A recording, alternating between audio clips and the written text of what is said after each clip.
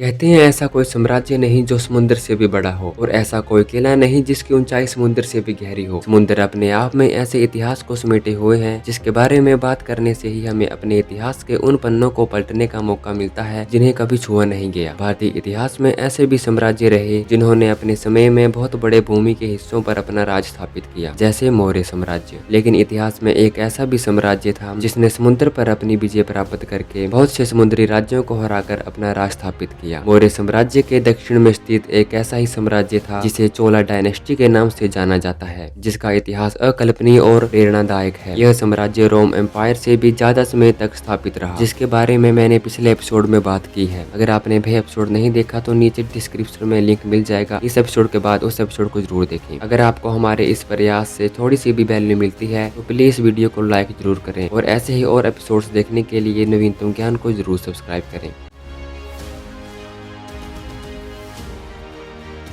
चोल राजवंश दक्षिण भारत से उत्पन्न एक तमिल राजवंश था जिसने अपने चरम पर इसके एक विशाल समुद्री साम्राज्य पर शासन किया, जिसे चोल साम्राज्य के नाम से भी जाना जाता है। चोल के बारे में सबसे पहला वर्णन योग्य संदर्भ मौर्य साम्राज्य के शोक के शासन काल के दौरान 3री शताब्दी BCE के शिलालेखों में मिलता है, लेकिन इसका इतिहास इससे भी पुराना है। यह पूरे विश्व का सबसे ज्यादा समय तक चलने वाला साम्राज्य रहा। इसका शासन 1600 वर्षों से भी ज्यादा समय तक चला। इसका इतिहास 2800 वर्षों से भी पुराना है। 7वीं शताब्दी BCE से पहले चोलों के बारे में बहुत कम लिखित साक्ष्य है। प्रारंभिक चोलों के बारे में मुख्यतः संगल काल का प्राचीन तमिल साहित्य, धार्मिक ग्रंथ और मौखिक परंपरागत कहानियों से पता चलता है, लेकिन इतिहासकारों का मानना है कि इसका इतिहास 3000 वर्षों से भी पुराना है। चोलों के इतिहास को 4 अवधियों में बांटा गया है। हम एक एक करके इसके बारे में जानने का प्रयास करेंगे। तो पहली अवधि का नाम है प्रारंभिक चोल।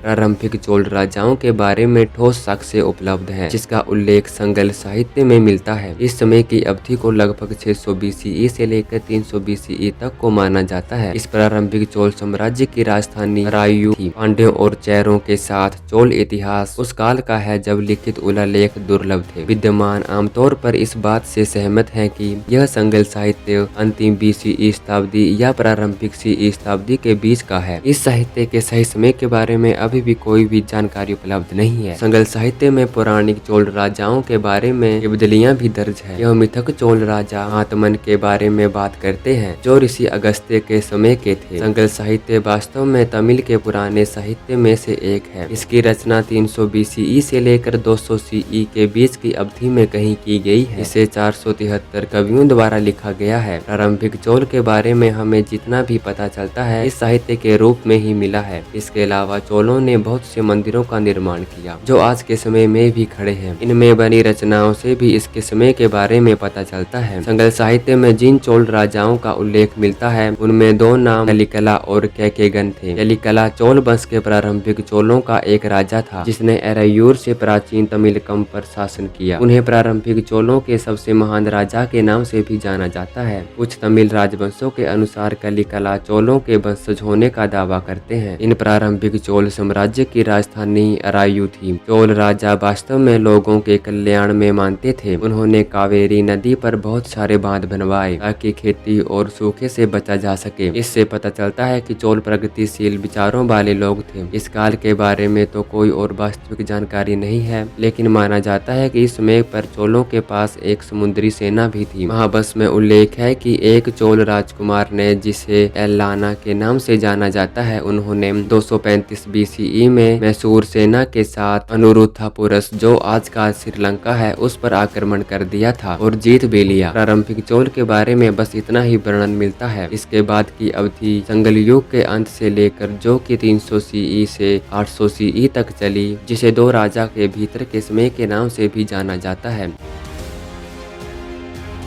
300 CE से 600 CE के बीच की 3 सदियों तक चोल राजाओं के बारे में विस्तृत जानकारी उपलब्ध नहीं है, लेकिन कुछ कहानियों के अनुसार एक दूसरा राजवंश जिनके बारे में अधिक जानकारी उपलब्ध नहीं है, उन्होंने कालभ्रम से तमिल देश पर आक्रमण किया। उन्होंने मौजूदा राज्यों को विस्थापित किया और उस दौरान उन पर शासन किया। 6वीं शताब्दी के दौरान उन्हें पल्लव राजवंश और पांडियन राजवंश के द्वारा विस्थापित कर दिया गया। आगामी 3 सदियों के दौरान तमिल भूमि में चोलों के के बारे में बहुत कम जानकारी उपलब्ध है। पांड्यों द्वारा मिली हार से चोल राजा और उनका परिवार तमिल भूमि से कुछ समय तक गायब हो गए। हालांकि उनकी एक शाखा रायलसीमा में 5वीं शताब्दी सीई के अंत में पाई गई। तेलुगु चोल, जिनके साम्राज्य का उल्लेख 7वीं शताब्दी में युवान युवांग ने किया, एक ग्रंथ कालभ्रम के अनुसार पल्लवों की पांड्यन शक्ति के कारण चोल अपनी मूल भूमि रायू से तेलुगु देश में चले गए तथा कम से कम 540 सीई में पल्लवों के अधीन सरदारों के रूप में शासन किया। चोल लगभग 300 वर्षों तक राजशाही से अलग रहे, जो कि बहुत लंबा समय था। आखिरकार 9वीं शताब्दी में चोलों ने अपना साम्राज्य दोबारा प्राप्त करने का प्रयास किया। उन्होंने अपनी भूमि पर स्वतंत्र शासन करने के लिए दूसरे राजवंशों पर आक्रमण कर दिया। तंजावुर तथा इसके आसपास पाए गए शिलालेखों के अनुसार तंजावुर साम्राज्य पर 3 सदियों तक मथुर राजा का शासन था। उनका शासन विजयपाल चोल द्वारा समाप्त कर दिया गया। चोलों ने 848 से 851 के बीच इलंगो अथरेया से तंजावुर तक कब्जा कर लिया। साहित्य के लंबे अंतराल के दौरान जब पांड्यन तथा पल्लवों की शक्ति बढ़ने लगी तथा चोलों की शक्ति कम होने के बाद चोलों को अपने वफादार तथा मित्र लोगों के पास शरण लेनी पड़ी। चोलों की कम शक्ति होने के बावजूद भी चोलों ने चोल राजकुमारियों के साथ भी विवाह किया, जिससे चोलों के प्रभुत्व तथा उदारता के बारे में पता चलता है। 848 सीई में चोल साम्राज्य की पुनः स्थापना की गई।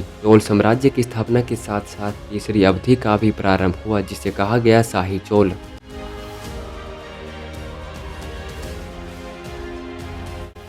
इस काल को चोल राजाओं के शासन का भी काल माना जाता है। पुनः चोल साम्राज्य की स्थापना श्रीकांत चोल के उत्तराधिकारी विजयपाल द्वारा की गई थी। इसके बाद का चोल साम्राज्य बहुत फला फूला। इसमें उनकी सीमाओं का विस्तार होना प्रारंभ हुआ और वह शक्तिशाली बने। 11वीं शताब्दी के दौरान चोल राजवंश अपने प्रभाव और शक्ति के चरम पर था। चोल राजाओं के नेतृत्व के माध्यम से उन्होंने अपने क्षेत्र और प्रभाव का विस्तार किया। राजराजा प्रथम और राजेंद्र प्रथम ने अपने साम्राज्य की सीमा को बढ़ाते हुए बंगाल तक फैला दिया। राजेंद्र प्रथम ने उस समय उड़ीसा और बंगाल पर राज करने वाले पल्ला राजवंश को हराकर यह विजय प्राप्त की तथा यह उत्तर भारत में गंगा नदी के किनारे तक पहुंच गए थे। लेकिन राजपाल ने गंगा नदी के किनारे शासन नहीं किया, वह वहां पर लूट के मकसद से गए थे। बाद में उन्होंने गंगा नदी के किनारे इस जीत का जश्न बनाने के लिए गंगाईकोंडा चोलपुरम नामक एक नई राजधानी का निर्माण किया। राजेंद्र राजपाल के शासन काल में चोलों का शासन क्षेत्र अपने चरम पर फैलने लगा तथा राजेंद्र प्रथम ने दक्षिणी पूर्वी एशिया में श्रीविजय साम्राज्य को, जो आज का म्यांमार और थाईलैंड है, उस पर आक्रमण कर दिया और श्रीविजय साम्राज्य को खत्म कर अपने साम्राज्य की सीमाओं में वृद्धि की। इसके अलावा उन्होंने अपनी नव सेना की मदद से श्रीलंका पर बिना किसी अन्य की सहायता से विजय प्राप्त की तथा वहां के राजा को दक्षिणी श्रीलंका में छुपने पर मजबूर कर दिया। इस समय चोलों ने अपने क्षेत्र में बहुत सारे मंदिर का निर्माण किया, जिनकी कलाकृति मन को मोहित करने वाली थी। चोल राजा शिव के भक्त थे।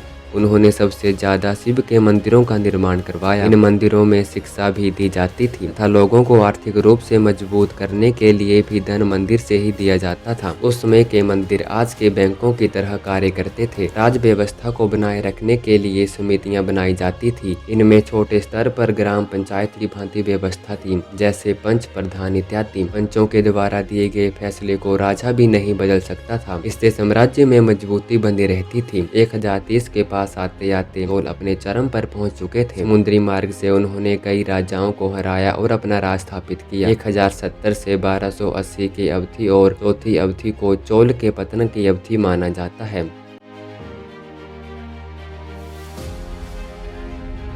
पूर्वी थलुकियों के बीच राजनीतिक व पारिवारिक संबंधों से राजा के शासनकाल के दौरान वेंगी पर आक्रमण के बाद शुरू हुआ। वीर राजेंद्र चोल के पुत्र अति राजेंद्र चोल की 1070 में नागरिक अशांति में हत्या कर दी गई, जिसकी वजह से अम्मंगा देवी और राजा नरेंद्र के पुत्र पुथोयुग चोल प्रथम सिंहासन पर बैठ गए। पुथोयुगा प्रथम के अंतिम वर्षों के दौरान मिली लगातार हार के कारण साम्राज्य कमजोर होने लगा। बाद के राजा पुथोयुगा के उत्तराधिकारी विक्रम चोल और पुथोयुगा द्वितीय ने इस बात का ध्यान रखा कि साम्राज्य के लोगों को युद्ध न करना पड़े, जिसके लिए उन्होंने दूसरे राजाओं के साथ शांति बनाए रखी। 1180 से 1220 सीई के बीच पांड्यनों ने अपने आप को दोबारा पुनर्गठित किया। इस बीच राजाधिराज द्वितीय और उत्तरयुगा तृतीय के समय में चोल उत्तराधिकार विवादों तथा साजिशों के साथ और अधिक धुंधला होता जा रहा था। लगातार वर्षों तक चले संघर्ष में कई राजा आए और अपना शासन किया, लेकिन उन्हें लगातार आक्रमणों का सामना करना पड़ा। पांड्यनों ने लगातार आक्रमण जारी रखे और आखिरकार 1280 में पांड्यनों ने चोल को हरा दिया और पूरे साम्राज्य पर कब्जा कर लिया। इसके बाद चोल राजाओं ने अपने शासन को पुनः पाने की कोई भी प्रयास नहीं किया, जिससे चोल बस विलुप्त होने लगा। तो यहाँ पर चोल डायनेस्टी की यह कहानी खत्म होती है। मुझे आशा है कि आपको इस वीडियो से वैल्यू मिली हो। आगे आने वाले एपिसोड में हम भारत के उन साम्राज्यों के बारे में जानने का प्रयास करेंगे जो हमारे गौरवशाली इतिहास को मजबूत तथा रोचक बनाते हैं। अगर आपको हमारे इस प्रयास से थोड़ी सी भी वैल्यू मिलती है